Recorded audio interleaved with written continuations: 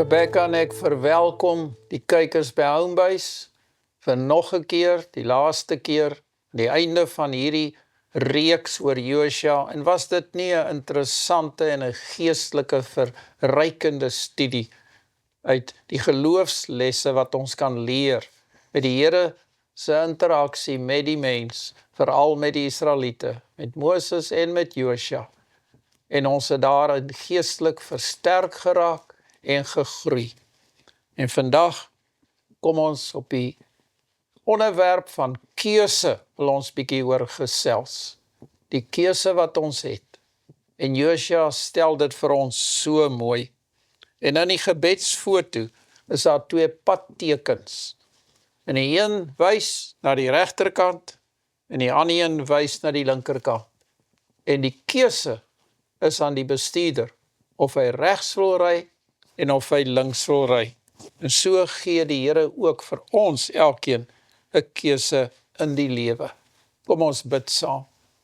Dierbare Here, ons sê dankie vir elke kyker wat getrou na die woord in diepte gekyk het. Veral dank ons U vir hulle wat die woord ingeneem het en wat reg gekies het om die Here te volg en nie 'n mens nie.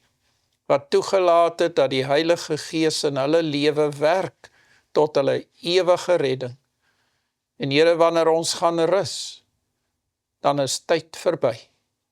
En dan wanneer U ons opwek met die wederkoms, dan sal ons saam met U kan huis toe gaan. Dan gaan die keuses wat ons vandag in die lewe maak, vir ewig tel. Gee dat ons 'n goeie keuse sal maak vir Jesus. Amen. Josua 24 vers 15.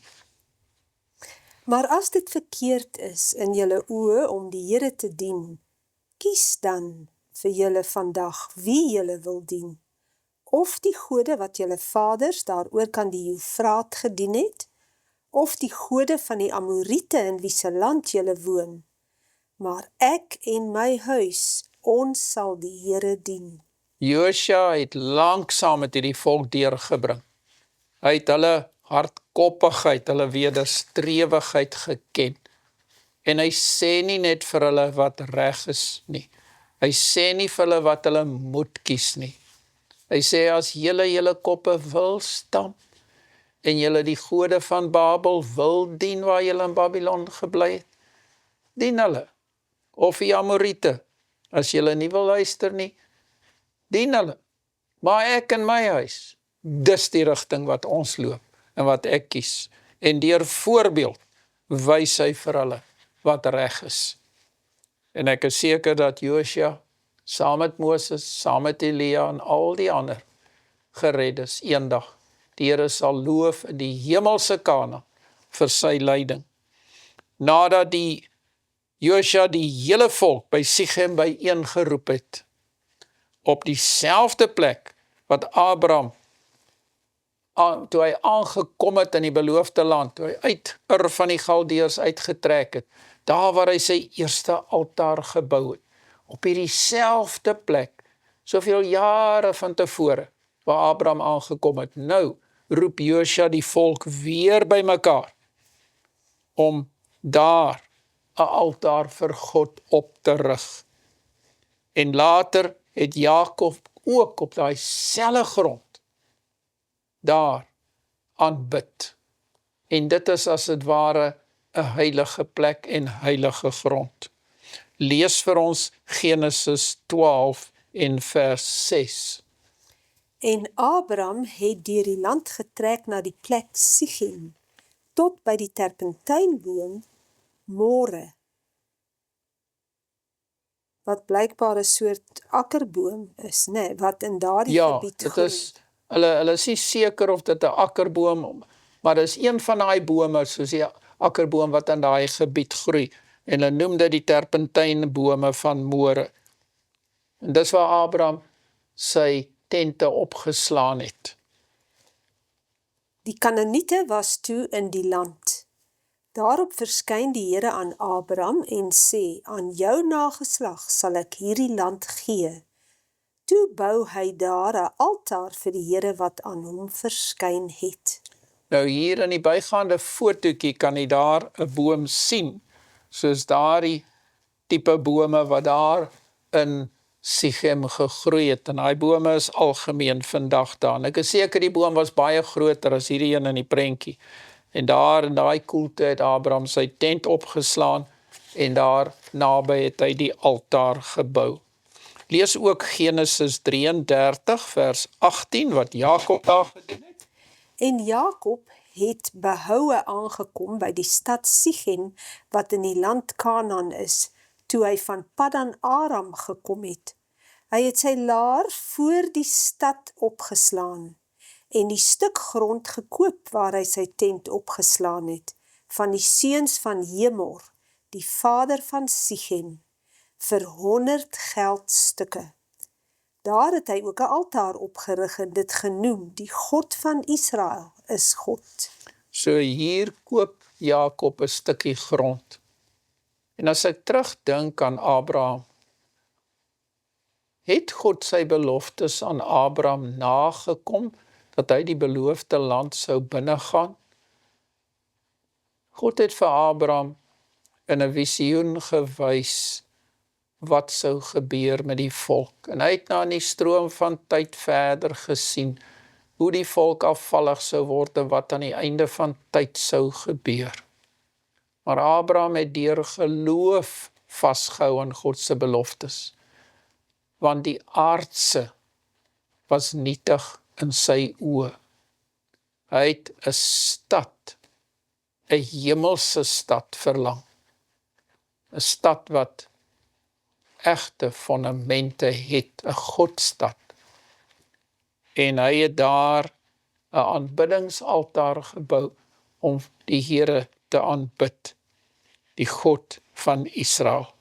Dit is pragtig hoe hierdie manne nie vasgekyk het teen die tydelike dinge op hierdie aarde nie, maar in geloof gesien het wat God beplan het vir die mens. Lees vir ons Genesis 35 vers 2. Toe sê Jakob aan sy huisgesin en aan almal wat by hom was, verwyder die vreemde gode wat onder julle is, en reinig julle en trek ander klere aan. So wat is Jakob hier besig om te doen? Hy wil aanbid, en hy sê, neem weg wat skeiding maak tussen julle en God. Verwyder hierdie dinge, was julle klere, trek skoon klere aan. Ons gaan met die Here praat. Dit is my pragtig. Vers 3.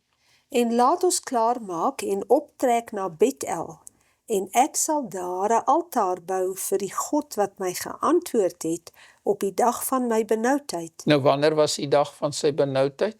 Onthou jy toe hy weggevlug het van Esau af. Ja. Toe hy daar gaan slaap en daar te leer na die hemel toe opgaan. En hy neem sy kinders en sy vrouens en al die mense na hierdie heilige plek toe. En By my was op die weg wat ek gegaan het.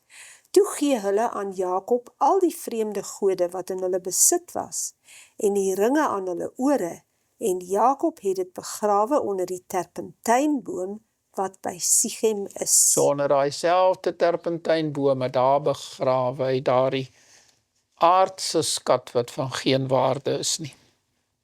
Josua 24 van vers 2 af. Nou hier is 'n baie belangrike stukkie geskiedenis. En probeer in die gedagtes as Rebecca lees, hierdie prentjie aan mekaar sit van hierdie familiegeskiedenis. Toe sê Josua aan die hele volk, so sê die Here, die God van Israel, oor kan die Eufraat het julle vaders van oudsher gewoon.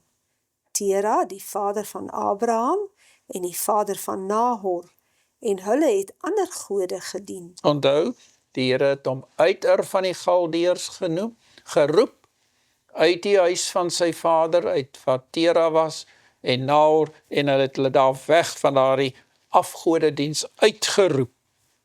Vers 3. Maar ek het julle vader Abraham van oorkant die Eufraat afgeneem, en hom deur die hele land Kanaan laat trek en sy nageslag verneder en Isak aan hom gegee. En aan Isak het ek Jakob en Esau gegee. En aan Esau het ek die gebergte Seir gegee, om dit in besit te neem. Maar Jakob en sy kinders het na Egipte afgetrek. Ja, Jakob nie. Hoekom het hulle Egipte toe getrek? Was daar nie 'n droogte? Daar was droogte. En onthou, Josef moes verkoop as 'n slaaf. Ja. En hy was toe 'n regeerder in Egipte. En toe's hulle 70 man sterk is hulle toe Egipte toe. Vers 5. Toe het ek Moses en Aaron gestuur in Egipte getref, soos ek dit daar gedoen het. En daarna het ek julle uitgelei. Ja, dit was 'n groot ding, toe hy sy mag aan Egiptenaars daar vertoon het, en hulle met 'n kragtige hand, daai sterk nasie, uitgeroep. Vers 6. Toe ek julle vaders uit Egipte gelei het, het julle by die see gekom, maar die Egiptenaars het julle vaders agterna gejaag, met strydwaans en perderuiters na die Skelfsee toe. Maar hulle het die Here aangeroep, en hy het 'n duisternis gestel tussen julle en die Egiptenaars, en die see oor hulle laat kom, sodat dit hulle oordek het, en julle eie oë het gesien wat ek aan Egipte gedoen het. Daarna het julle baie dae En daai baie dae was 'n hele 40 jaar. in die woestyn gebly. Daarop het ek julle gebring in die land van die Amorite, wat oos van die Jordaan gewoon het, en hulle het teen julle geveg. Onthou, daar was die twee groot konings, wat daai kort van het, wat Og en Sion, né? Maar ek het hulle in julle hand gegee, sodat julle hul land in besit geneem het, en ek het hulle voor julle uitverdelg. Toe het Balak, die seun van Sippor, die koning van Moab, hom klaargemaak en teen Israel geveg. En hy het gestuur om Biljam, die seun van Beor, te roep om julle te vervloek. Maar ek wou nie na Biljam luister nie, sodat hy julle net geseën het, en ek het julle uit sy hand gered. Ja, daar het die Here hom nie toegelaat om sy volk te vervloek nie. Hy het hulle beskerm. Vers 11. Toe julle die Jordaan deurgetrek en by Jerigo gekom het, het die burgers van Jerigo, die Amorite en Feresiete en Kanaaniete en Hittiete en Girgasiete, die Hewiete en die Jebusiete teen julle geveg. Maar ek het hulle in julle hand gegee. Moes die Israeliete swaarde neem en mense doodmaak en veg? Luister wat die Here se plan was en wat hy gedoen het. Vers 12. En perdebye voor julle uitgestuur, wat hulle voor julle uitverdryf het. Die twee konings van die Amorite, nie deur jou swaard en nie deur jou boog nie. So het ek julle dan 'n land gegee waar julle nie aan gearbei, en stede wat julle nie gebou het nie, dat julle daarin kan woon, wingerde en olyfbome wat julle nie geplant het nie, daar eet julle van. Dit is nou vir my so interessant. God se beloftes om weg te trek uit Egipte. En dan toets hy hulle vir 40 jaar in die woestyn. En baie dae het baie mense die feite opgeweeg. Ons het 'n vaste huis gehad in Egipte. Nou trek ons hier in tente in die stof. Ons het 'n tuin gehad. Nou is dit net Karoo bossies. Ons het vrugtebome gehad, boorde daarvan. Ons kon eet. Ons kon van die vis en die pruie ensovoorts eet. Nou val daar net manna uit die hemel uit wat ons kan eet. En hulle het baie daar teen die Here gekla. Maar hier bring hy hulle na sy belofte toe, in die land Kanaan in, en hier staan nie, dat God aan hulle ploë en osse voorsien het, dat hulle die land moes omploeg, en van vooraf begin nie. Hier sê, Hy het vir hulle stede gegee wat hulle nie gebou het nie. Hy het vir hulle wingerde gegee en olyfbome wat hulle nie geplant het nie, wat in drag was. So die Here se beloftes is vol en ryk. En hy sorg vir sy kinders. En as ek die wonderwerke sou optel, dan kry jy honderde wonderwerke. Die in Egipte en die deur daai 40 jaar, soos hy hulle ingebring het. En wanneer ons daar kyk, na daardie foto's daarso, dan sien jy die druiwe. Ek het net 2 trossies druiwe wat ek daar afgeneem het. Onthou hulle, die verkenners, het 'n tros druiwe gedra. En ek is seker toe hulle die beloofde land binne is, hulle van daai selfde wingerdstok weer gaan druiwe pluk. En die Here het hulle daar gevoed. Maar dis nie al nie. Daar was ook olywe. Ek kon nie al die foto's insit nie, maar ek het swart olywe en groen olywe. Hulle het bome gehad waar hulle net kon oes, wat hulle nie geplant het nie. En dan het hulle ook die olie gepars uit daardie olywe uit. En van daai olie is gebruik om in hulle offerstelsel, waar hulle die priesters, die leviete, gesalf het. En toe het ek ook 'n foto gekry van 'n mark, wat vandag daar is in daardie gebied. En as jy daar na daai skottels kyk, jy kan nie 'n olyf nog bysit in daai skottel, die dan rol hy af na die vloer toe. So verkoop hulle die verskillende variëteite olywe daar. Kyk hoe hulle ingelê, kyk na die olies wat daar staan. Dit is net oorvloed en dit is wat die Here beplan het. En hy sê vir ons, kies. Kies die genot van hierdie aarde en die einde daarvan is die dood. Of kies wat ek vir julle gee. Ver bokant wat ons verstand kan dink. Lees vir ons Josua 24 vers 14. Vrees dan nou die Here en dien hom in opregtheid en waarheid en verwyder die gode wat julle vaders gedien het oor kan die Eufraat in Egipte en dien die Here. Met ander woorde, bly weg by die gevaarlike plekke op hierdie aarde. Die Here waarsku ons. En hy waarsku ons uit liefde, sodat ons reg kan kies.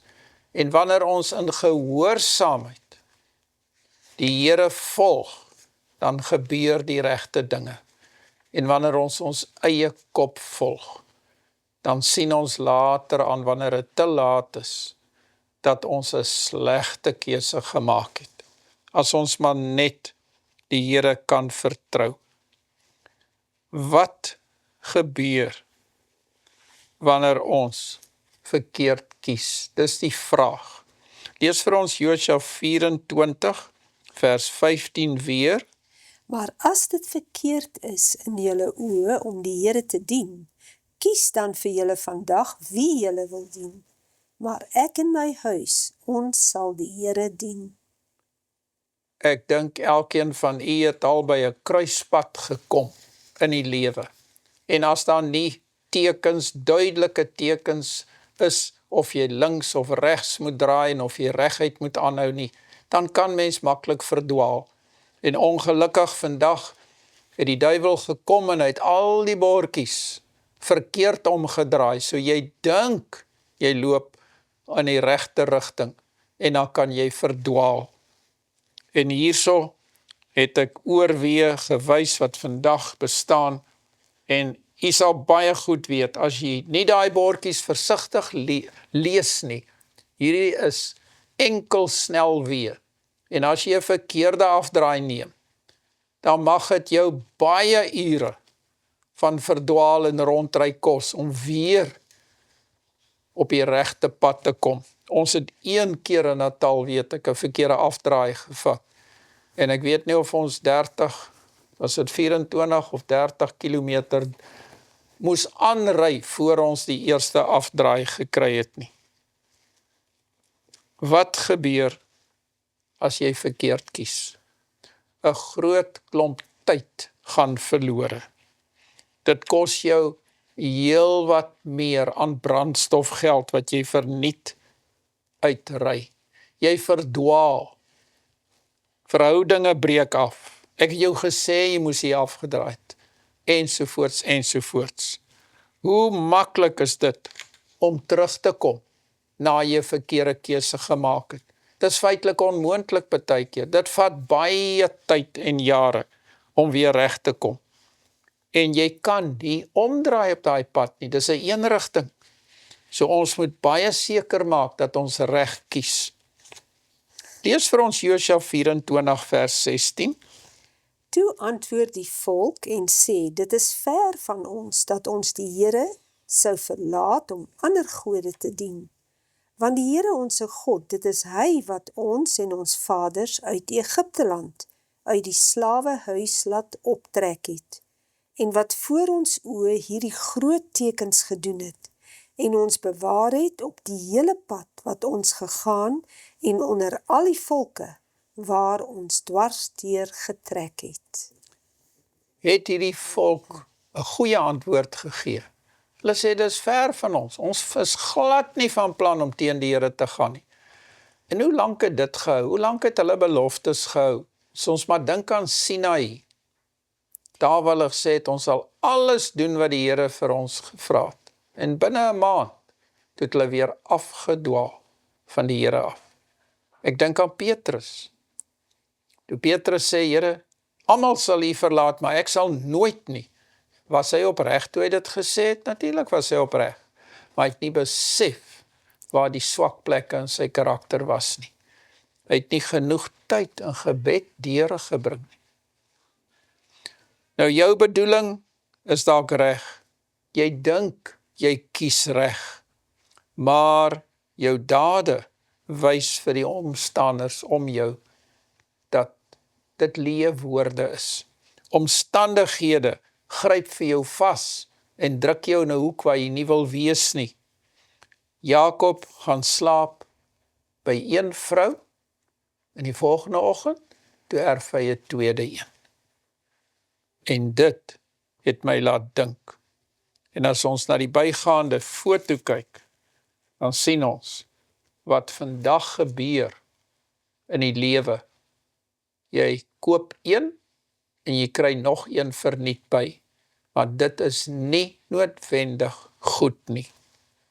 Lees vir ons Josua 24 vers 19. Maar Josua het vir die volk gesê, julle kan die Here nie dien nie, want hy is 'n heilige God. Hy is 'n jaloerse God. Hy sal julle oortreding en julle sondes nie vergewe nie. As julle die Here verlaat en vreemde gode dien, sal hy julle weer kwaad aandoen en julle vernietig, nadat hy aan julle goed gedoen het. Nou, is dit nie bietjie verbasend hierdie dat Josua so reageer nie? Die volk reageer op sy vraag dat hulle moet kies en hulle sê, ons dink nie eers daarin om terug te gaan in ons verkeerde weë nie. Ons het die wonderwerke van die Here gesien en ons wil die Here met 'n volle hart dien. En nou moet Josua sê, pragtig, maar nou sê hy, julle kan die Here nie dien nie. Hoekom? Dink jy gee hierdie onmoontlike antwoord? Ek dink, of ek is seker, dat Josua nader aan die Here geleef het as die volk. Hy het God geken, en hy het ook sy eie volk geken. Hy het teruggedink aan Sinai.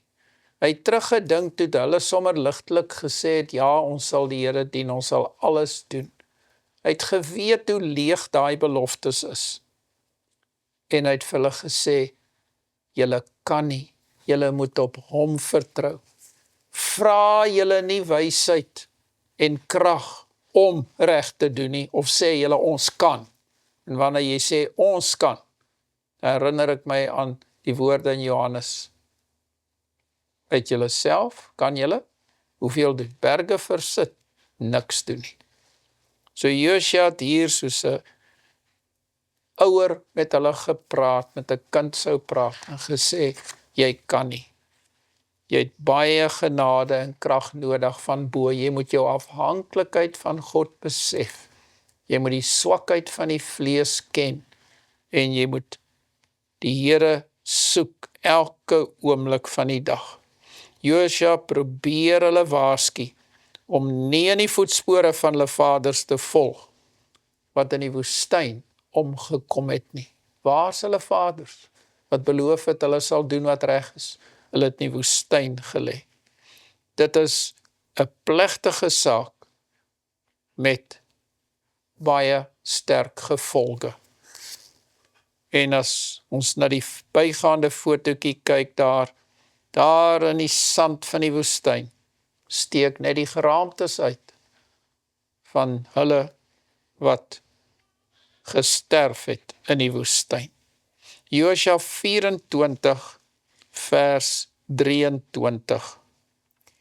Verwyder dan nou die vreemde gode wat onder julle is, en neig julle hart tot die Here, die God van Israel. Met ander woorde, hier sê Josua vir hulle, gaan haal eers die bagasie uit julle lewens uit, daardie dinge wat julle agterhou, wat die vleeslike dinge aanmoedig, gaan verwyder dit, maak skoon, maak huis skoon.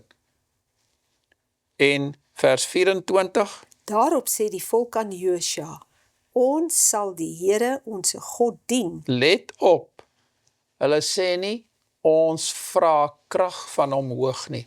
Hulle sê, ons sal. En die ons sal is weer leewoorde. Jy kan nie.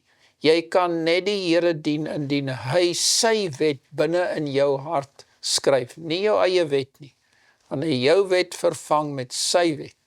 En jy van harte die Here dien, omdat jy hom wil dien, en lus het om hom te dien, dan alleen sal jy slaag. En na sy stem luister. Nou dis interessant hierdie Afrikaanse woorde en na sy stem luister. In die oorspronklike taal dui dit op 'n baie intieme verhouding wat hulle met God het. So dit is nie net maar luister nie. Dis 'n luister wat ook 'n wil het om reg te doen. Nog 'n teks daar uit Josua 24 vers 29. En na hierdie dinge het Josua, die seun van Nun, die knegt van die Here, gesterwe, 110 jaar oud. So hier kom hierdie pragtige leier tot sterwe. Moses het hom opgelei vir 40 jaar lank in die woestyn. En al die groei wat Moses ervaar het, na die 40 jaar, het Josua ook ervaar. Hulle twee was saam. Onthou die tent van samekoms wat hulle opgeslaan het, so end weg van die kamp, voordat die tabernakel gebou was. Daar het Josua as Moses se knegt saam met hom, dag en nag deurgebring. En hulle het gegroei in hulle geestelike ondervinding.